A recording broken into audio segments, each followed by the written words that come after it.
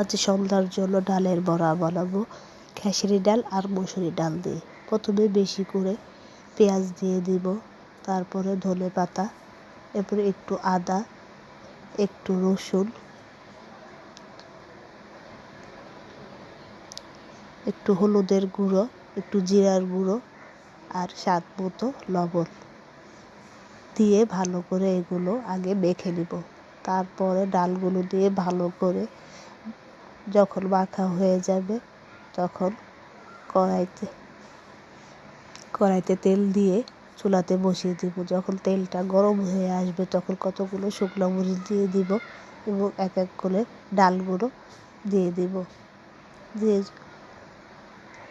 দিয়ে দেওয়ার পর যখন একটু লাল লাল হয়ে যাবে তখন এগুলোকে উল্টিয়ে দিব। আবার বিপরীত পাশটা যখন লাল হয়ে যাবে তখন এক এক করে ডালের বড়াগুলো উঠিয়ে ফেলবো। হয়ে গেল আবার ডালের বড়া।